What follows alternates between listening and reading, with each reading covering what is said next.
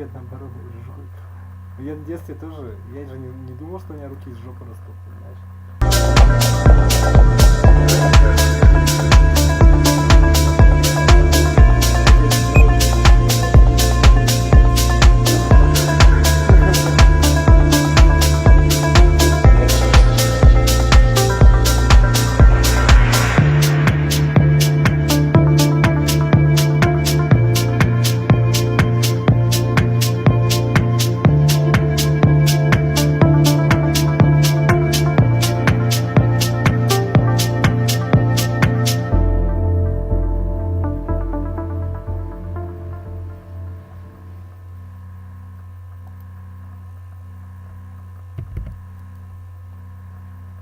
Ты думал, что у тебя руки растут?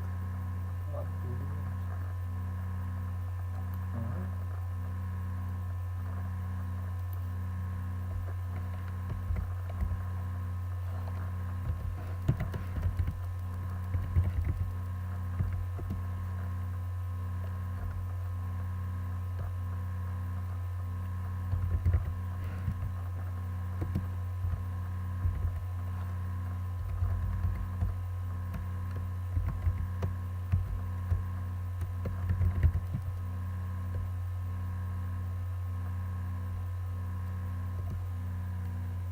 Нет, наоборот, надеюсь.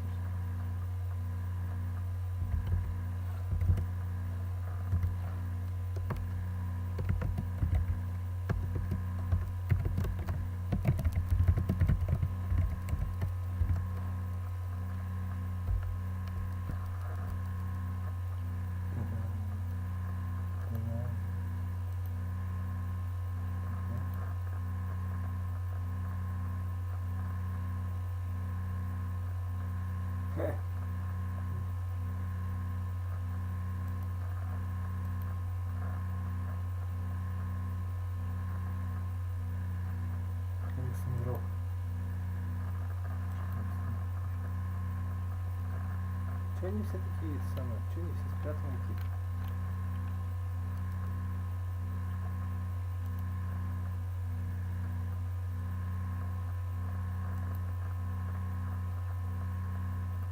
Фейковый аккаунт, что ли? Ну понятно, что фейковый.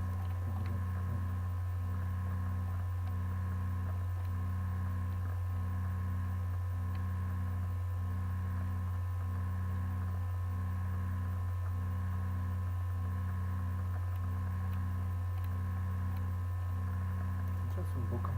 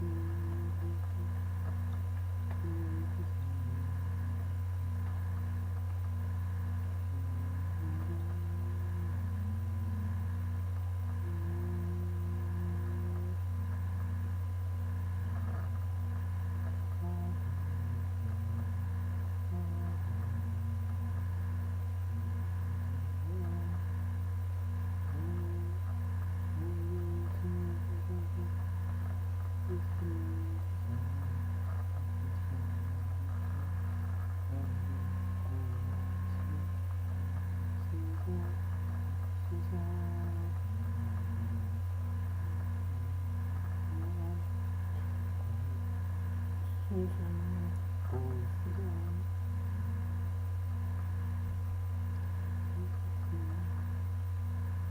такие сигареты такие, да, без спирта. Раскет. Считывается, это лицо.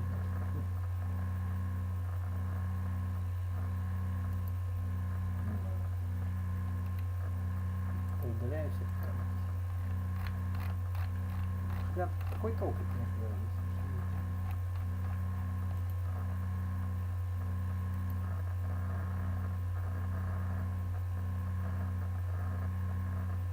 What is happening?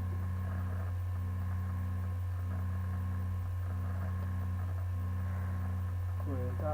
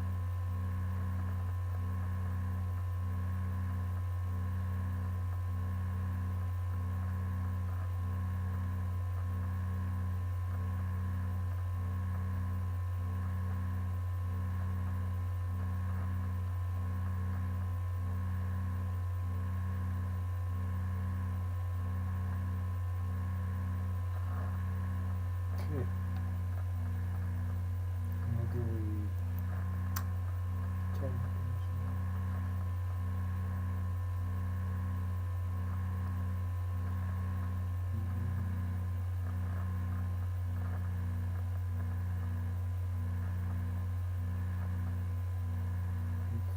Кстати, эту штучку делаю.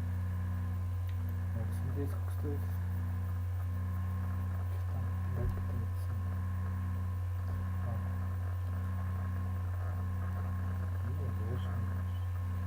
Блок педаля. Еще один паскуд. Как будто надо сначала, конечно. Никто не возьмет.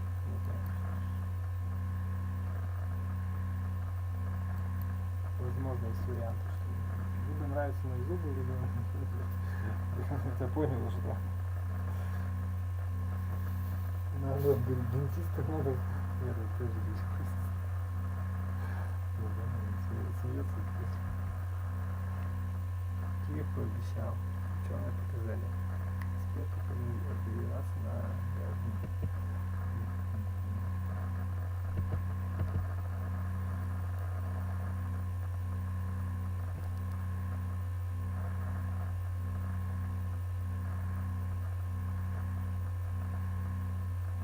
Ой, это куда мне здесь оказалось?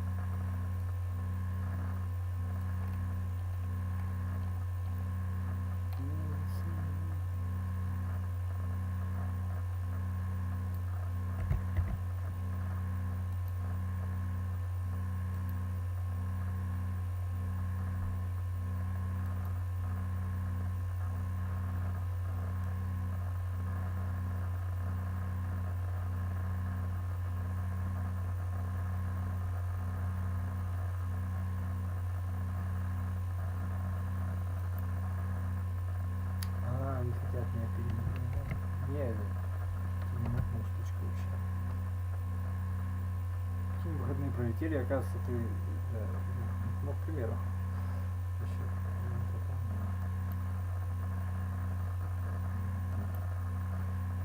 ну, так и вся жизнь, ну, и что, исполнить не страшно, ты жизнь-то кому дал еще, да, запомнил, да.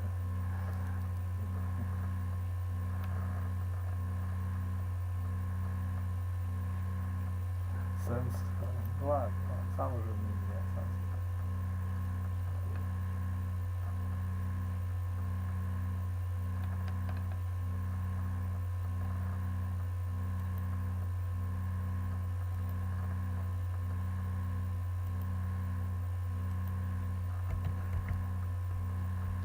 Это, нет, не знаю.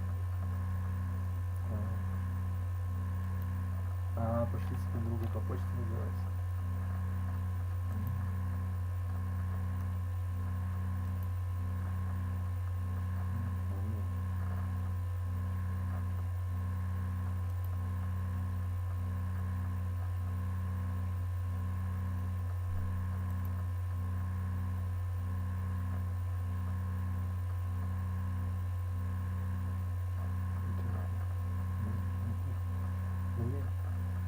Зачем? Так нет, себе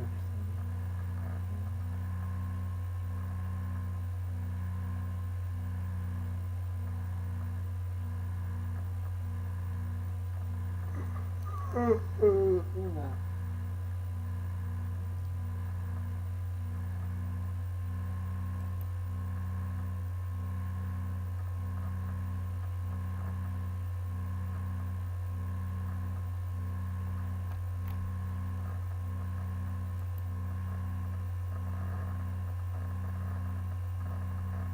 Загружаем Google ассистент. А меня ничего не пожалуйста, нет.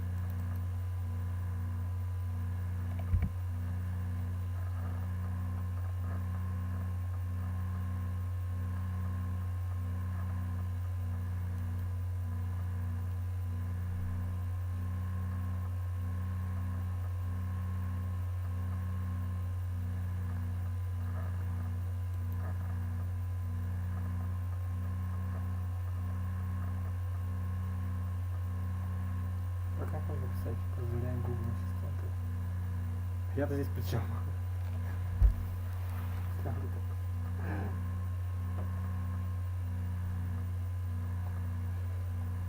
И вот с Московской области.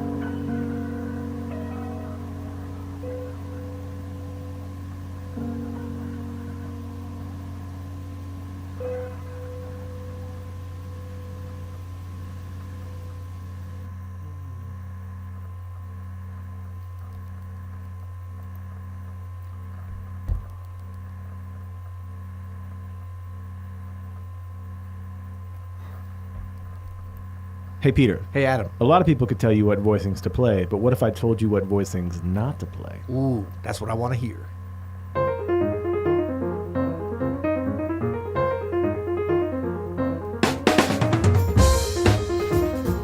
I'm Adam Manis. And I'm Peter Martin. And you're listening to the You'll Hear It podcast. Daily music advice coming at you. I love it. Today is our first day in our new pod suite on YouTube. What's Hi, up, everybody. YouTube? Shout out to Man, the there's so many YouTubes. cameras, I don't even know which one to look at. Yeah, we just moved from our dank-ass pod cave into Yes. this beautiful pod suite. Yes. We have our Hammer 88s. We have our light-up keyboard. That's right.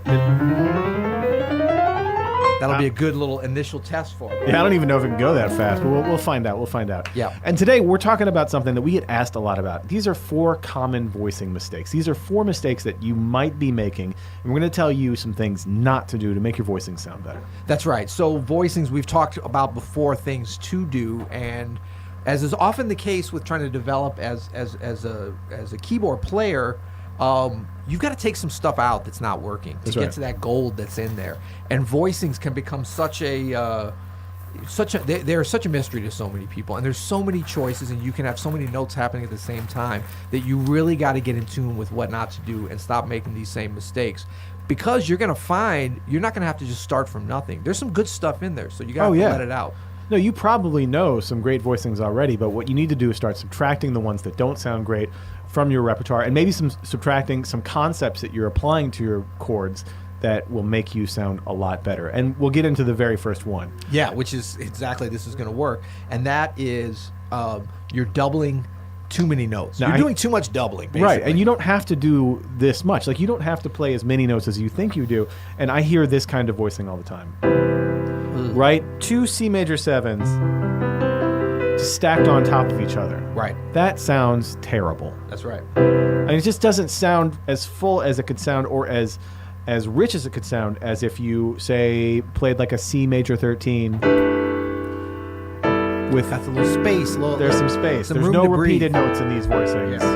You know, a few years ago, I came up with this system for having voicings with any kind of melody note on top and not repeating any notes. And for me to kind of create that really was a game changer. And so anytime that you can break down what you're playing and take away the doubled notes, the repeated notes, yes, it's going to sound way better. And if it sounds thinner when you do that, then you probably have some weird architecture to your voicing that you need to take a note down an octave or up an octave or something like that. Yeah, and notice we're saying that, you know, the mistake is that you're doubling too many notes. It's not to say that you cannot double at all.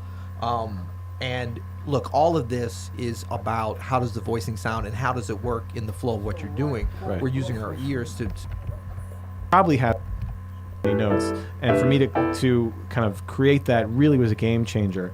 And so anytime that you can break down what you're playing and take away the doubled notes, the repeated notes, yes, it's going to sound way better. And if it sounds thinner when you do that, then you probably have some weird architecture to your voicing that you need to take a note down an octave or up an octave or something like that. Yeah, and notice we're saying that, you know, the mistake is that you're doubling too many notes. It's not to say that you cannot double at all. And look, all of this is about how does the voicing sound and how does it work in the flow of what you're doing. We're using our ears to determine. But it's like, try taking that doubling away and then putting back in. Let your ears adjust to and find which one. Because there's something like even this kind of voicing, which often I'll play kind of C minor 11, and there's some doubling. You got that in there. But watch, if I don't double, so I've shifted it, and also this, I'm just moving the notes around. The same notes are in there, but without the doubling. It's clean. You know, so you can try those. It's clean. And then also, like you go to that, say, like you're doing a 2-5-1. Yeah. That, I've got the third double. Watch when I take away the third in the left hand. It pops. It's just shinier. Taking away the right hand, even better. Shinier somehow. Yeah. Like, what you don't want to get into is just a lot of like. You know what I mean? These are just like the overtones are just killing you. Yeah. What sounds better is. You know what I mean? Yeah. Get out of your own way. Get out of your own way. You're doing too much. Yeah. All right. And so then let me just show one thing. I always use this as a reference point. It's not even necessarily a voicing I use a lot, but it's a great kind of. Whoa, that was loud. All right.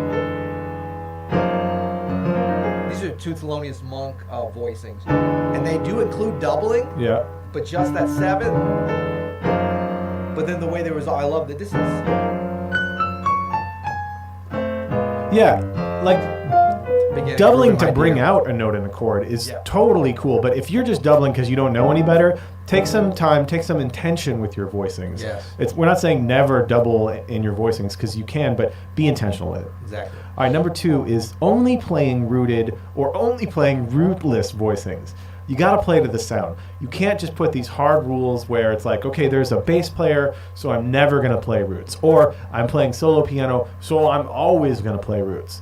Don't be so dogmatic with that. Sometimes a good rooted voicing when you're playing with a bass player just fills out the chord in general. Like that sounds one way, but with that root on the bottom, it sounds a completely different way. Another example would be like this C7 sharp 11 without the root, right? So if we have a bass player, that sounds totally cool. But if I wanted a little punchier, I'll throw in that C. It's not too low. It's not going to be in the bass player's range. It just fills out the bottom end of that voicing. On the flip side, if I'm playing solo piano, it just fills out the bottom end of C. It's player. That sounds totally cool. But if I wanted a little punchier, I'll throw in that C. It's not too low. It's not going to be in the bass player's range. It just fills out the bottom end of that voicing. On the flip side, if I'm playing solo piano and just everything is just, like has the root on it and I'm going down, it's going to get too monotonous. You could actually come up and play rootless voicings all the time. And learn your inversions for your solo piano voicings. Don't just go, 1, 7, 3 all the time. Like you can play more than the root for sure. Yeah, and I love the concept that you said, so it's really worth repeating. Play to the sound. That's right. So that means you need to be listening to see, especially when we're playing solo piano, when we have potentially more choices and more, sort of total control over what's happening. But even when we're playing with a bass player, we're listening. So it's not about like, oh, this is a rule, I can't go down. Well, where's the bass player playing? Know what the range of where the bass is. You might want to go beneath there for a minute. Also, this rooted versus rootless is kind of a false, forced choice. Yeah. In that articulation has so much to do with it. So like if you're staccato and kind of jumping in and out, boom, boom, boom, moving around, you can do a lot of rooted voicing, so-called, that don't even sound like rooted voicing when the bass player's playing. Yeah, and you can also conversely do rootless voicings that get way in the way. If you're just sustaining everything and you're way down in the low tenor range, like it's all about knowing the timbre of the instruments you're playing with. Yeah. Okay, so the number 3 of the common voicing mistakes we hear, things that you don't want to do, and that is not considering what came before and after the voicing that you're playing. Context is king. Context is king. So what do we mean here? There's a nice F13 kind of thing, not a lot of doubling, nice kind of sound, and then we're going to go B flat on a blues. Ugh. Where are we? What neighborhood are we Yeah, in? exactly. We're all over the place. Yeah. None of those voicings are bad, but they're not part of a logical progression. About knowing the timbre of the instruments you're playing with. Yeah. Okay, so the number 3 of the common voicing mistakes we hear, things that you don't want to do, and that is not considering what came before and after the voicing that you're playing. Context is king. Context is king. So what do we mean here? There's a nice F13 kind of thing, not a lot of doubling, nice kind of sound, and then we're going to go B flat on a blues. Ugh. Where are we? What neighborhood are we Yeah, in? exactly. We're all over the place. Yeah. None of those voicings are bad, but they're not part of a logical progression. You might be within the chord progression in the form, but there's not, like, the voice leading isn't there. Now, not to say you can't jump up, but there has to be a musical reason to do it, and you're still considering Are you the saying dramatic thing. you don't love this sound? Very good voice leading, I would say. Same shape, just Group moving position, around? yeah. I mean, No. when you're starting out, When you're starting out, that's fine, but we don't want that. When we are developing our voicing skills, when we're learning how to really accompany other people, Yeah. we want to get great voice leading with the top voice, with the bottom voice, with the inner voices. That's like inner voice leading. That's like pro level stuff, right? When you're considering every note as its own voice. But you can start in the beginning with just simple voice leading on the top. Like you had that F7. If I'm here, my F7, which is a rootless voicing starting on E flat, with the C on the top. Yeah, the best choice is probably not going to be going to the B flat. Right. And it doesn't sound terrible, but it might sound better if I did something like, Exactly. I could keep that top note the same and start creating melodies. That's why having, you know, a variety and a really good repertoire of voicings is so important, because it's not about, and how many times have we gotten this question, what's a good voicing for F13 sharp 11? Yeah. And I'm always like, well, it depends. What's going on? Like, what did you just play? What are you about to play? There's no one right answer to that. So you've got to have quite a few in your arsenal so that when you come to the situation, and there's going to be times when the drama requires or calls for you to kind of go off the reservation, but that you're still doing it for musical reasons. I love it. Yeah. So number 4 of our common voicing mistakes is you're not considering the dynamics when you're playing. Wait, are we supposed to be thinking about dynamics? Yes, we are very much so. So okay. This can work with if you're accompanying someone or if you're even accompanying yourself, and I think both are important to consider. So when we're playing big, thick voicings, like if we're playing in a jazz context, like how hard I'm playing should be a consideration with what's going on. Like I can be much more supportive and swinging exactly with what you're doing, right? And that's much more effective and actually more supportive and sounds better than if I'm just constantly like we're at a mid-tempo little tipper here and I'm just always like, that sucks. Or sloppy. Conversely, if I'm playing for myself, like I'm gonna cut down there. I'm gonna bring out the melody. You'll never hear me, you know.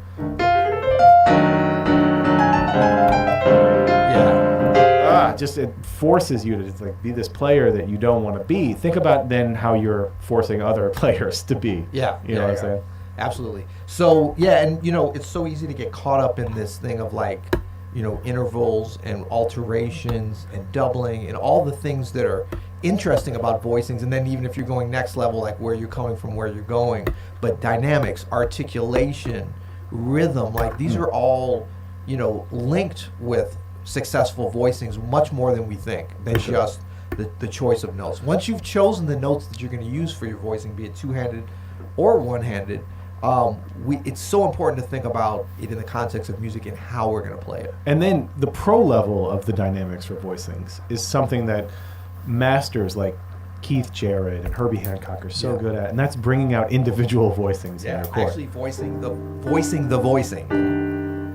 Like a great exercise for this is just to play a voicing you know. Again, I'll go back to this 5-note F7 voicing. Start from the top. See if you can make the top come out. Pretty easy because it's the top. See if you can make the second come out, the second note from the top. Third from the top. That's easy because it's the thumb.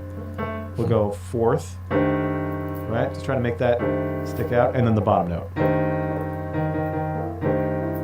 But working on those kinds of dynamics, even though like if you're comping, right?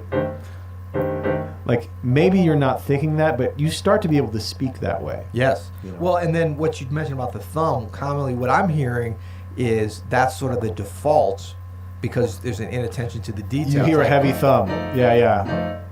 And then that's an okay voice. It's actually not a great voicing, but I'm purposely making it bad. But I mean, even if it was like, you know, why is that so strong? Just because it's the thumb, you know? Sucks. Yeah. I don't want to listen to that. Going through a progression, that becomes even more important. And when you're playing ballads, that's where it's so key. Yeah, and we don't think about that always as, but that's where it can be really manipulated and used to your advantage. I saw Keith Jarrett live once in New Jersey, and he pretty much brought down the entire audience to their knees with one chord that he played on a ballad, and it just the note that he brought out so subtly. I mean, it was just like, ugh. Yeah. Anyway, great stuff. Yeah. Cool. All right. So those are the 4 common voicing mistakes we see. I think if you can sort of peel those away and see if you got something left, you might be in some pretty good shape. We're hoping. Dear fellow scholars, this is 2-Minute Papers with Dr. Károly Zsolnai Fehér. Neural network-based learning algorithms are making great leaps in a variety of areas, and many of us are wondering whether it is possible that one day we'll get a learning algorithm, show it a video, and ask it to summarize it, and we can then decide whether we wish to watch it or not. Or just describe what we are looking for, and it would fetch the appropriate videos for us. I think today's paper has a good pointer whether we can expect this to happen, and in a few moments we'll find out together why. A few years ago, these neural networks were mainly used for image classification, or in other words, they would tell us what kinds of objects are present in an image. But they are capable of so much more. For instance, these days we can get a recurrent neural network write proper sentences about images, and it would work well for even highly non-trivial cases. For instance, it is able to infer that work is being done here, or that a ball is present in this image, even if the vast majority of the ball itself is concealed. The even crazier thing about this is that this work is not recent at all. This is from CAN. This is remarkable because of two things. If we look under the hood, we see that to be able to pull this off, it not only has to understand what objects are present to do all of these tasks at the same. Ищешь работу? Мы набираем новых сотрудников во все подразделения Тинькофф с помощью работы. Dear fellow scholars, this is 2-minute papers with Dr. Károly Zsolnai Fehér. Between 2013 and 2015, DeepMind worked on an incredible learning algorithm by the name Deep Reinforcement Learning. This technique looked at the pixels of the game, was given a controller, and played much like a human would, with the exception that it learned to play some Atari games on a superhuman level. I have tried to train it a few years ago and would like to invite you for a marvelous journey to see what happened. This course is unique. It goes from basic principles all the way to the most advanced techniques in data science. The idea is to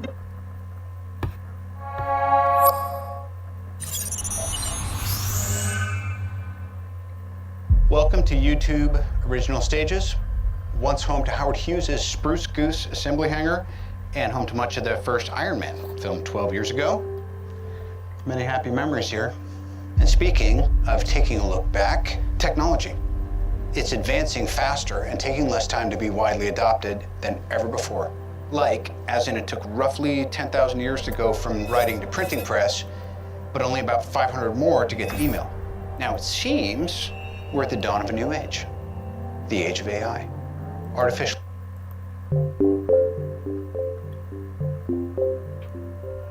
Today, many members of the YouTube math community are getting together to make videos about their favorite numbers over 1 million. And we're encouraging you, the viewers, to do the same. Take a look at the description for details. My own choice is considerably larger than 1 million, roughly 8 times 10 to the 53. For a sense of scale, that's around the number of atoms in the planet Jupiter. So it might seem completely arbitrary. But what I love is that if you were to talk with an alien civilization or a super intelligent AI that invented math for itself without any connection to our particular culture or experiences, I think both would agree that this number is something very peculiar and that it reflects something fundamental. What is it exactly? Well, it's the size of the monster.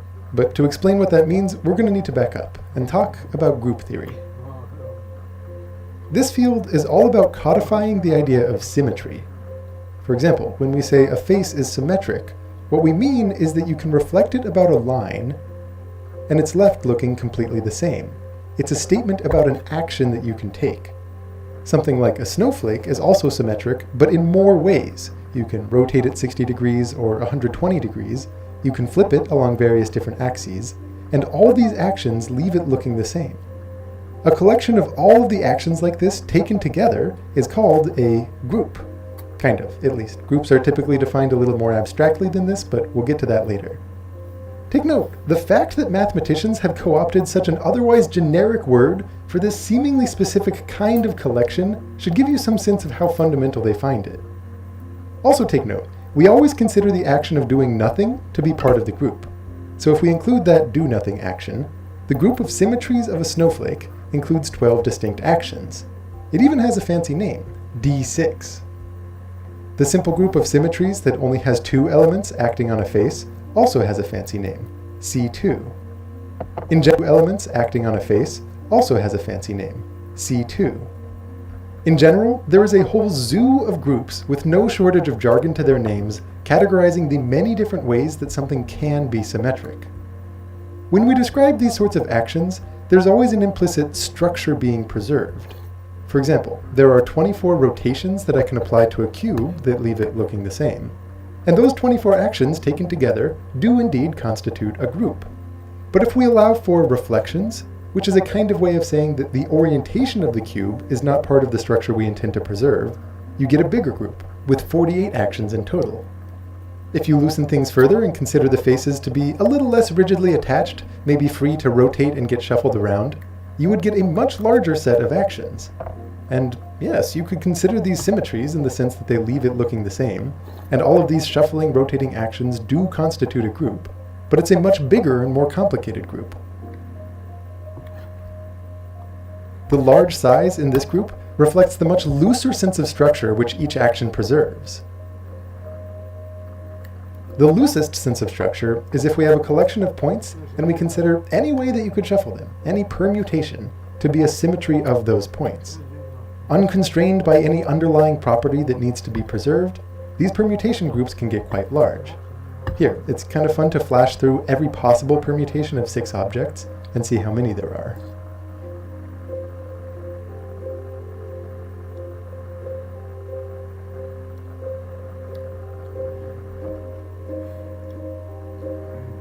In total, it amounts to 6 factorial, or 720.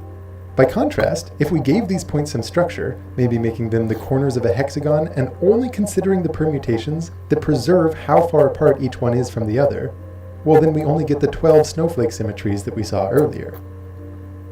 Bump the number of points up to 12, and the number of permutations grows to about 479 million. The monster that we'll get to is rather large, but it's important to understand that largeness in and of itself is not that interesting when it comes to groups. The permutation groups already make that easy to see. If we were shuffling 101 objects, for example, with the 101 factorial different actions that can do this, we have a group with a size of around 9 times 10 to the 159. If every atom in the observable universe had a copy of that universe inside itself, this is roughly how many subatoms there would be. These permutation groups go by the name S sub n. Had a copy of that universe inside itself, this is roughly how many subatoms there would be. These permutation groups go by the name S sub n, and they play a very important role in group theory. In a certain sense, they encompass all other groups. And so far, you might be thinking, okay, this is intellectually playful enough, but is any of this actually useful? One of the earliest applications of group theory came when mathematicians realized that the structure of these permutation groups tells us something about solutions to polynomial equations. You know how in order to find the 2 roots of a quadratic equation, everyone learns a certain formula in school? Slightly lesser known is the fact that there's also a cubic formula, one that involves nesting cube roots with square roots in a larger expression. There's even a quartic formula for a degree 4 polynomial, which is an absolute mess. It's almost impossible to write without factoring things out. And for the longest time, mathematicians struggled to find a formula to solve degree 5 polynomials. I mean, maybe there's one, but it's just super complicated. It turns out, though, if you think about the group which permutes the roots of such a polynomial, there's something about the nature of this group that reveals no quintic formula can exist. For example, the 5 roots of the polynomial you see on screen now, they have definite values. You could write out decimal approximations. But what you can never do is write those exact values by starting with the coefficients of the polynomial and using only the 4 basic operations of arithmetic together with radicals, no matter how many times you nest them. And that impossibility has everything to do with the inner structure of the permutation group S5. A theme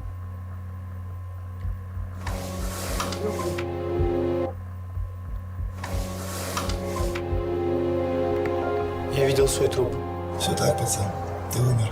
Придется признаваться. В чем? В том, что... A theme in math through the last 2 centuries has been that the nature of symmetry in and of itself can show us all sorts of non-obvious facts about the other objects that we study. To give just a hint of the many, many ways that this applies to physics, there's a beautiful fact known as Noether's theorem, saying that every conservation law corresponds to some kind of symmetry, a certain group.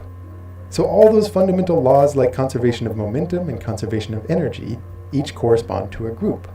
More specifically, the actions we should be able to apply to a setup such that the laws of physics don't change. All of this is to say that groups really are fundamental, and the one thing I want you to recognize right now is that they are one of the most natural things that you could study. What could be more universal than symmetry? So you might think that the patterns among groups themselves would somehow be very beautiful and symmetric. The monster, however, tells a different story. Before we get to the monster, though, at this point some mathematicians might complain that what I've described so far are not groups exactly, but group actions, and that groups are something slightly more abstract. By way of analogy, if I mention the number 3, you probably don't think about a specific triplet of things. You probably think about 3 as an object in and of itself, an abstraction, maybe represented with a symbol. In much the same way, when mathematicians discuss the elements of a group, they don't necessarily think about specific actions on specific objects. They might think of these elements as a kind of thing in and of itself, maybe represented with a symbol. For something like the number 3, the abstract symbol does us very little good unless we define its relation with other numbers, for example, the way that it adds or that it multiplies with them.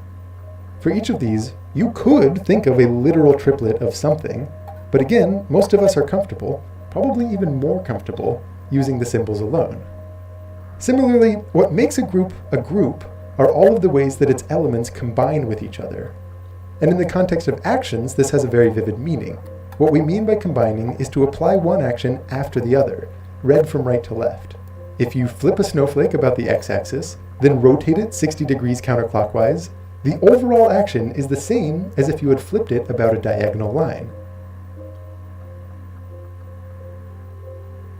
All possible ways that you can combine two elements of a group like this defines a kind of diagonal line. Is the same as if you had flipped it about a diagonal line. All possible ways that you can combine two elements of a group like this defines a kind of multiplication. That is what really gives a group its structure. Here, I'm drawing out the full 8x8 table of the symmetries of a Mate Cusham. Intelligent.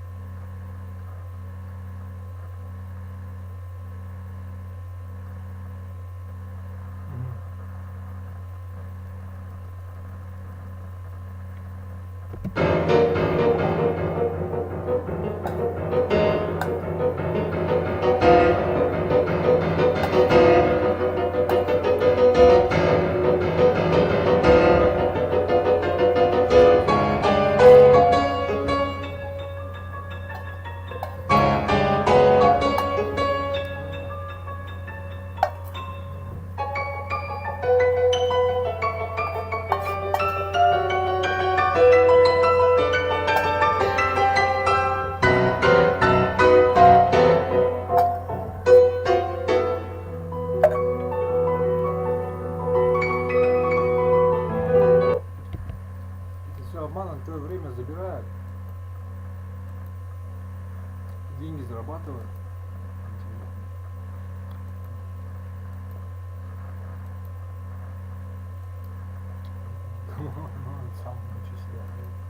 Cusham lived over 5,000 years ago and is the earliest human whose name has survived through the ages. They were called Cusham 5 millennia ago, and we call them Cusham today. So who is Cusham that their name has survived this long? A mighty leader? An unstoppable warrior? Some kind of holy prophet? No, they were an accountant. They also have the distinction of making the first ever known mass mistake.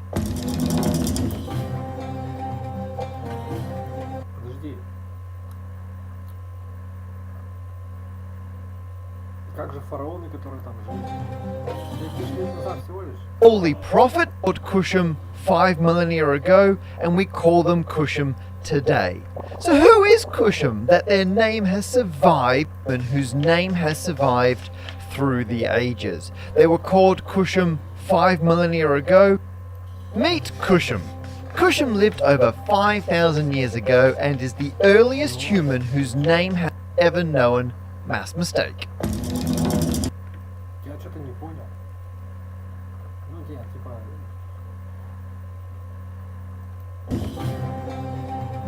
Нет, а как это, ты что? Династии там 10 тысяч лет назад, да? Типа, это настоящий.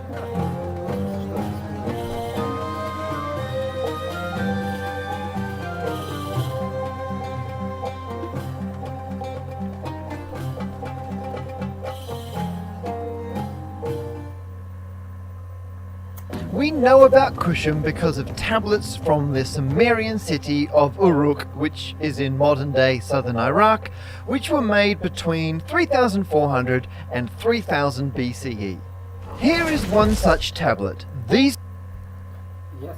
Ну, что-то не то, что-то напутал. symbols are an ancient number system, more on that later, and this symbol indicated that they represented a volume of barley grain. Here is Cusham's name. The rectangle wearing the belt is Ku, and the pointing thing is Shim. The flag thing before Cusham's name appears in many other contemporary tablets, and we know it to be a Sumerian job title for an administrative official. These tablets were made to be practical documents, and they don't bother to explain their contents to anyone who may be reading them millennia later, which means Cusham could technically be the name of an entire institution of people, but many historians argue it is a specific person named Cusham. These symbols also slightly predate cuneiforms, where we know they were definitely phonetic, so we actually can't say for sure if they were pronounced Cusham at the time Cusham was alive, or if that came later. But all of that aside, I'm happy to think of Cusham as an individual who would have looked up if someone shouted Cusham. And over here is their supervisor, Nisa. We know of Nisa from several other tablets which all pertain to barley allocations. Nisa has signed off on Cusham's barley records on this tablet. Nisa could technically also be a title, but likewise it seems they were a real person. So this is the story of the adventures of Cusham and Nisa. So what was Cusham's actual job? We have 18 surviving tablets which Cusham signed their name to, and they all relate to the comings and goings of malt and barley. which happened to be the main ingredients in early beer. Cusham was seemingly in charge of a warehouse which received, stored, and then distributed the raw ingredients for beer making. Across the tablets, there are calculations relating to the ingredients required for 8 different ways to make beer.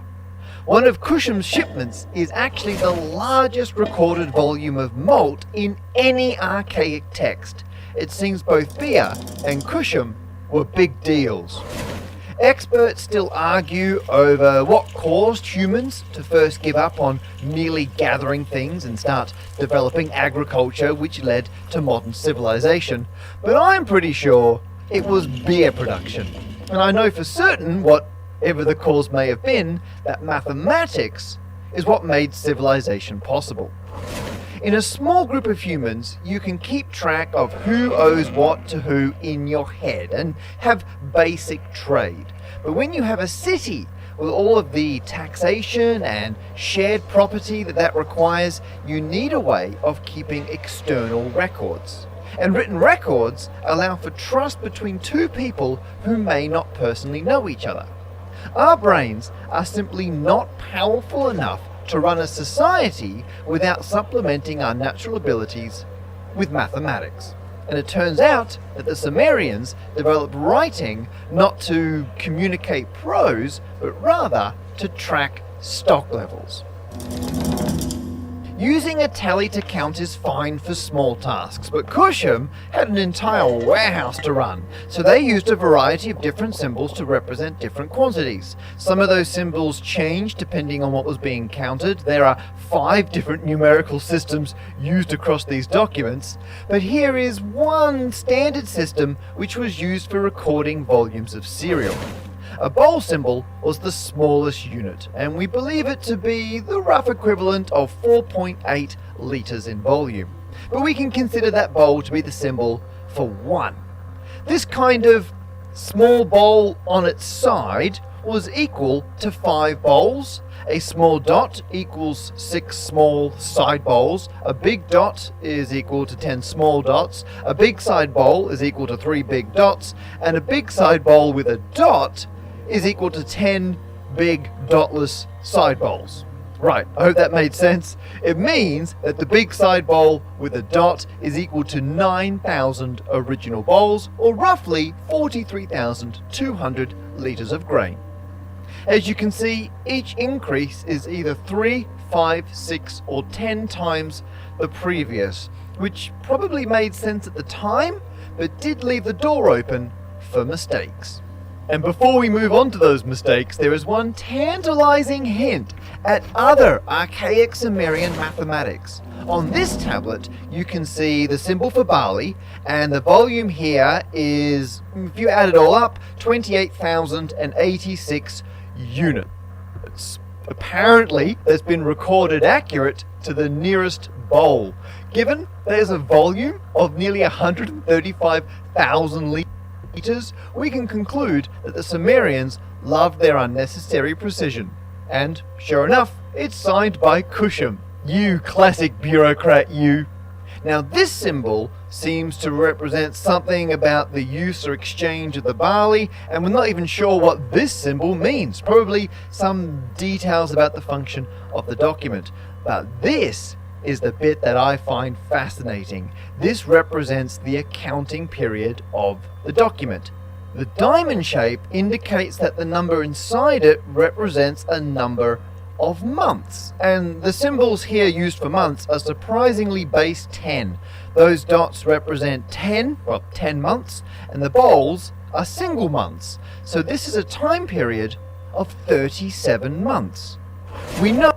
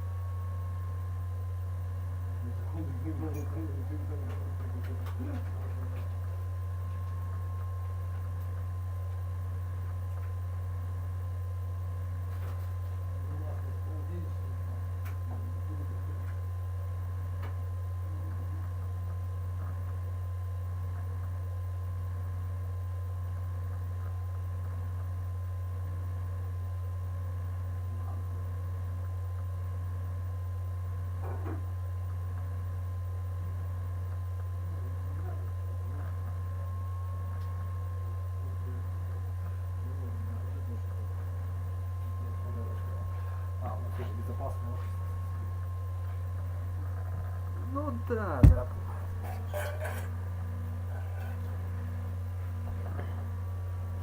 Уровень самосознания, друга. Это женщины.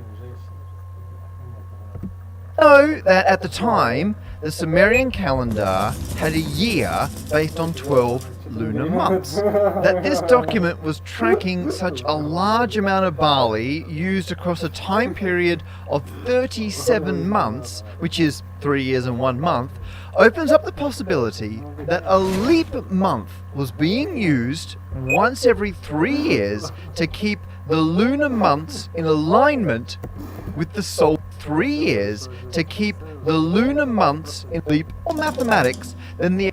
So the first math mistake in history. There were undoubtedly math mistakes long before Cusham. As soon as humans started doing maths, we also started getting it wrong. Mathematics supplements what the human brain can do, which means we are not naturally good at it and mistakes routinely happen. Cusham just happened to be the first person to show their working in such a way that it has survived down through the ages. So not only do we know Cusham's name, we also know where they went wrong. Я рад обратиться к вам с хорошим известием. Открывается курс Каббалы, науки о мироздании, о роли человека, о возможности изменить свою судьбу, о природе всего существующего, о том, как вообще обратить всю жизнь в самое прекрасное путешествие по ней. Это все можно изучить, это все можно реализовать, и Каббала, она это все и выполняет. Давайте научимся. Remember this tablet recording barley and signed by both Cusham and Nisa? Well, across the front there are several different amounts of grain, and between them, if you add up all the symbols, there are 8 side bowls, 19 small dots, 2 big dots and 3 big side bowls. A total volume of 3,910 bowls of barley, and it's all been received by Cusham and Nisa. On the back of that same tablet, they have recorded the total, and they are 15 bowls short. It seems whoever was adding up the totals on the front forgot to count these 3 small side bowls from this particular total. There are some other examples where something like this, a part of a number has been missed when calculating the grand total, and I'm convinced that these are mistakes. But arguably, there could have been something else going on, a custom to remove a certain amount from the total. And don't get me wrong, this is completely my own speculation, and unlikely as this case may be, it would be nice to have an unambiguous calculation error. And here it is. Okay, there is a lot going on here, but this tablet is basically a cheat sheet for working out how much of different types of grain you will require in various, I guess, common situations. Further into the document, you get guides as to how much malt and barley are required for different volumes of beer, but at the start, there is just a multiplication guide for what must have been common grain serving sizes. The 2 things you need to know to interpret this is that, like months, a dot here just represents 10, and fractions are drawn by having multiple bowls back to back. This one shows 4 bowls back to back, which represents a quarter of a bowl. And the whole road reads that to get 20 quarter bowls, you must start with 5 bowls worth. So 20 times a quarter gives you 5. On this one, 30 times a fifth of a bowl equals a single side bowl, which is 5 bowls plus a normal bowl, 6 in total. Back up here, we've got 10 lots of a third of a bowl equals 3 bowls and a third. That all checks out. And right at the top, hang on a second, this says that 5 times half a bowl equals 5 bowls. Whoever was writing this, Cusham or one of their scribes, they have accidentally typed a 5 instead of a 10 into their tablet. This line is 100% definitely a mathematical mistake. The first ever recorded math mistake, and it's in a multiplication table, no less. Something I think we can all sympathize with. These tablets represent a kind of proto-language. They've captured a snapshot of Hey everybody, Jeff Schneider here. You know when you're improvising a solo and you play that note that makes everyone cringe? How about when you listen back to recordings of yourself? Does it ever sound like a random sloppy mess of note noodles? Trust me, I've been there. And I want to tell you how I got better and how I've helped my students get better too. The short answer is to practice improvising with chord tones only. Now, if you've heard this before, keep watching because I'm not only going to explain the reasons why improvising with chord tones is beneficial, but I'm also going to show you how to do it well. Because unfortunately, when many improvisers get this advice, they end up sounding kind of basic.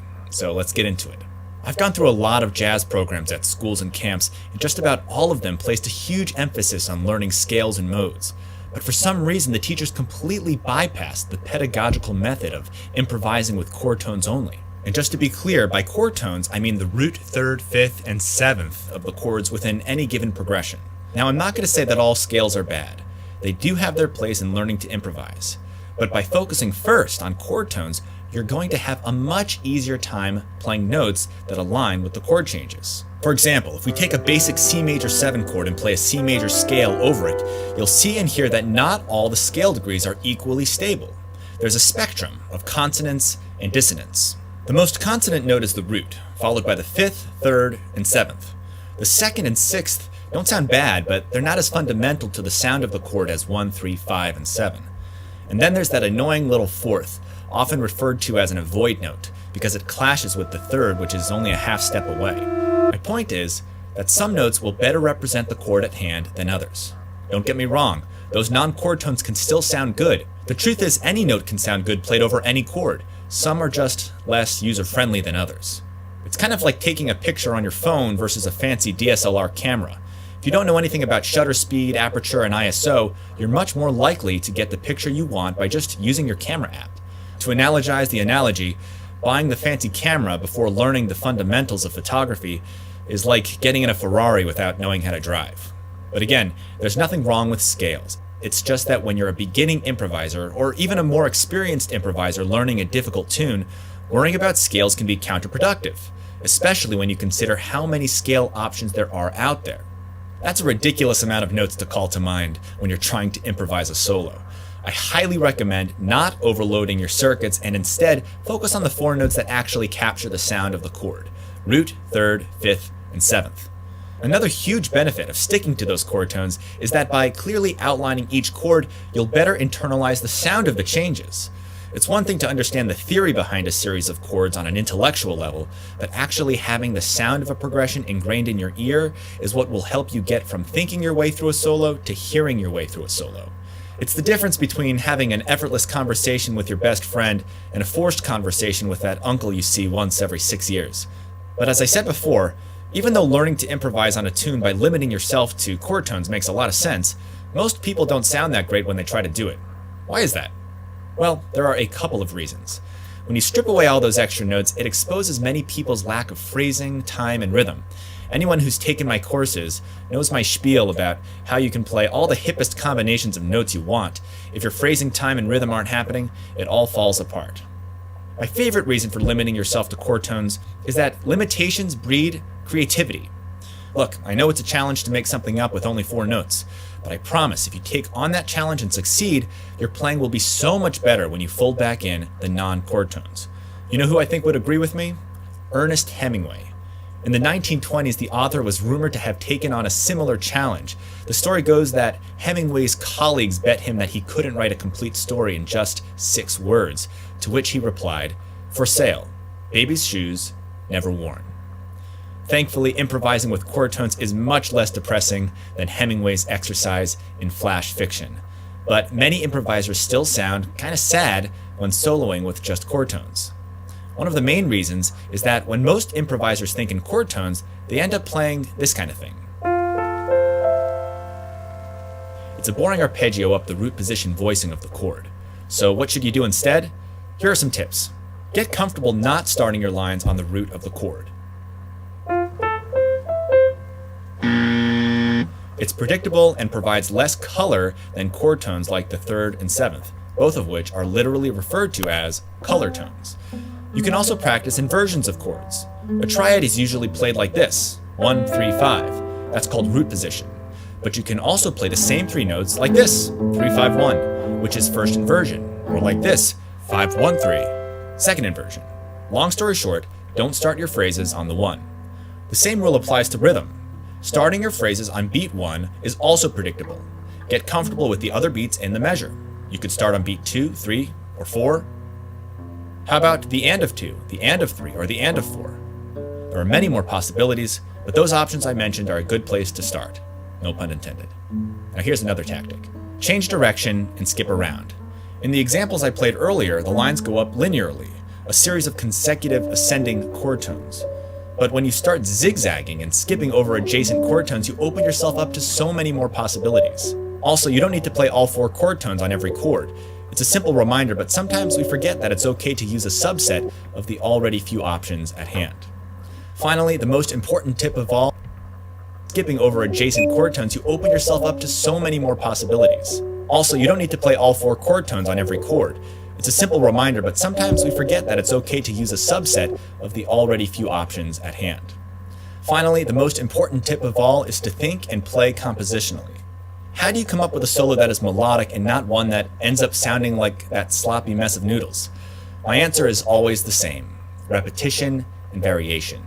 I go deep into this concept in my course, Making the Changes, but in this video, I want to do a compositional breakdown, if you will, of a chord tone solo I wrote over the jazz standard, There Will Never Be Another You. Let's look for instances of repetition in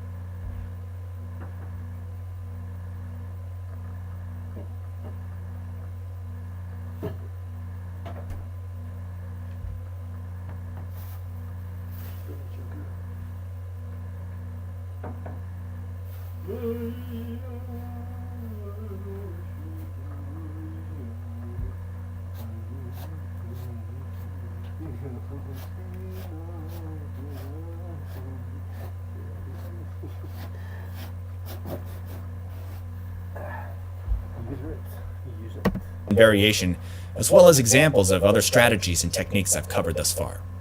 By the way, this piece is from a new collection of etudes I've just released called Chord Tone Magic, 12 chord tone etudes over popular chord progressions.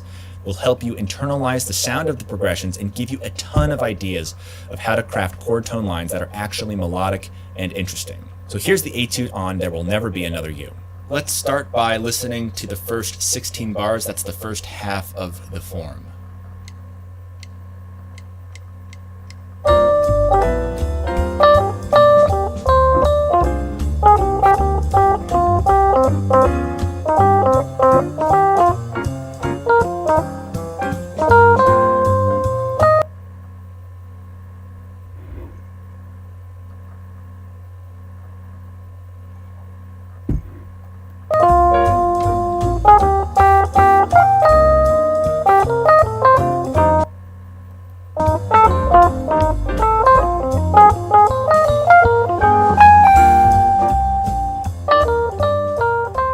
Alright, so let's do a little bit of analysis. We're going to take a look at some of the compositional devices that I've used here, specifically relating to repetition and variation. So we're going to start on the 7, and then go down to the 3, and then repeat that again a few times. So 7 down to 3, 7 down to 3, and then it's a little bit different right in here. If you take a look at the rhythmic variation between this, and this, all three of these are a little bit different rhythmically, but because the pitches are the same, there's enough repetition to keep it in one grouping or one coherent idea. So it sounds like this: 1, 2, 3, 4. 1. And then on the D minor 7 flat 5, that D half diminished, right in here, we vary the phrase and go like this. So we're going from this to this. Pitches start to vary at this point, but the general shape of the line is intact. We're still doing that fairly large leap down there. Alright, going on, we have the flat 5 of the D minor 7 flat 5, that D half diminished, and then we're just going to hang on the G for a bit. 1, 1, 1, 1, flat 7. Remember, these are all chord tones, and then look at this. We are back to that original shape, going down a fifth. So from the D to the G that we had here, that's a fifth, and now we have the same interval, G down to C, that's also a fifth. I'm really trying to use repetition here to make this feel like a coherent solo and not just a random mess of notes. All right, now the rhythm alters again. We have this slight variation, this eighth note right here, followed by the quarter, and then another eighth. That's a pretty common rhythm. It sounds like this: 1, 2, 3, 4. All right, now we're going to build off of that idea and do it again right in here, adding this little pickup note. That's the flat third of the chord, again just chord tones, but we're going to repeat that same rhythm, ba ba ba, and I feel like this one echoes what we just heard. So let me change colors here so you can see what I'm talking about. So do da da, dee da da. So what's similar about those two lines? А как оно на самом деле? Ты такой гордишься собой, и где-то внутри ты понимаешь, что ты вообще дно, что ты ничего не умеешь, у тебя навыков никаких нет. Ты хочешь, а тебя люди хвалят вроде как, и ты такой: да вы не знаете, что я даже ничего не умею, на самом деле. И хуёвый стакан, он тебя понял. Типа это, да, как бы, да, он тебя понимает, короче. А где она правда-то? А почему он не умеет? Все равно остается, правильно? Ну ты меня понял, да? Ну нет, ну живи дальше, блин, как, ну и чё? Ну заработаешь ты свои деньги, что тебе легче стало? Ты не убежишь от этого, понимаешь, лично будешь жить, да, я понял тебя. Никогда не он тебя знает уже раз. Так и не разберешься в сути вопроса. Где твоя, почему? А вот почему ему дано, а тебе не дано? А что значит дано? А как это дано? Да, ну нет, ну это просто области мира, да, может еще что-то, а еще что еще объясни, ну да, вот и ну так ты мужик или не мужик, просто, ну вот и все, да. Да. Ну, хорошо, ну вот видишь, ну ничего страшного. А что тебе-то надо? Тебе не может быть надо то, что ты не да, типа. Ну да, если я обезьяна, я не понимаю ничего в музыке. Я сижу, и мне например, мне, естественно, ничего не хочется. Нет, я если понимаю ритм, я его могу повторить, мне это нравится. Это другой вопрос уже, да. Вот я понял. Да, так же, как я сижу, слушаю, например, Моцарта, Паганини, там, я там слышу 2 ноты, и все, больше мне ничего не надо. Например, да. И это не самый худший вариант, кстати, да. Но он пошутил, это себя так думал. Ну, к примеру, я просто не шучу, да. Ну да, понял. Ну да. Ну, я не могу тебе всех сказать, все сказать. Да, исходя из тех людей, и вообще из просто. Я не думаю, что все вот, да, ты понимаешь. Есть какой-то уровень просто, то есть уровень, который, ну да, понимаешь. Пицца, понимаешь, вот пицца, которую все любят. Все понимают ее, да. Так, звуковая пицца, да, типа того. Звуковая пицца классического образца, понимаешь? Да, понял. Да. Как вот, ну да.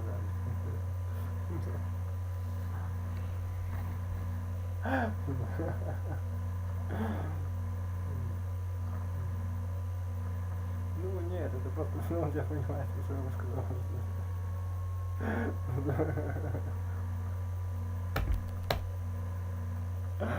Ну да.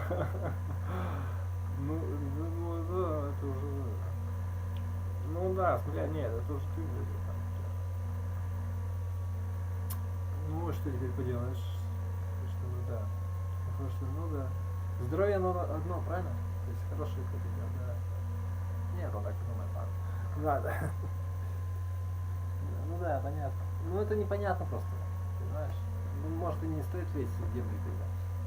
Играть просто не умеет, как многие делают, да?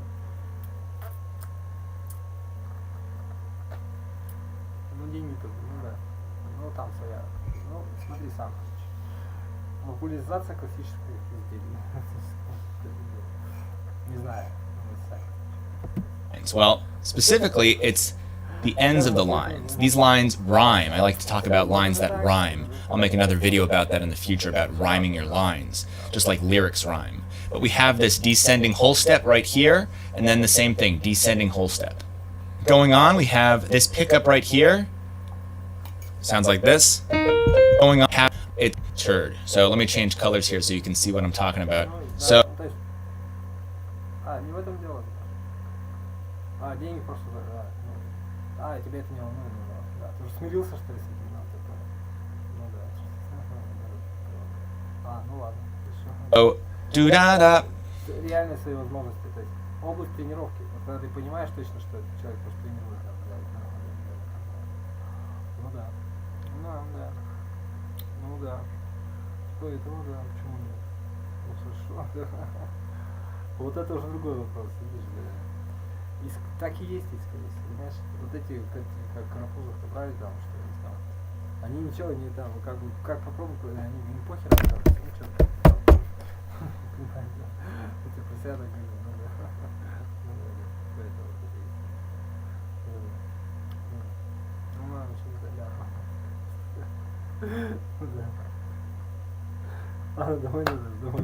Dee-da-da. So what's similar about those two lines? Well, specifically, it's the ends of the lines. These lines rhyme. I like to talk about lines that rhyme. I'll make another video about that in the future, about rhyming your lines, just like lyrics rhyme. But we have this descending whole step right here, and then the same thing, descending whole step. Going on, we have this pickup right here. Sounds like this. All right, we're anticipating the 3 of A flat major 7. But what I think is interesting about this pickup here is that it's the same rhythm that we had on this line and this line right here, but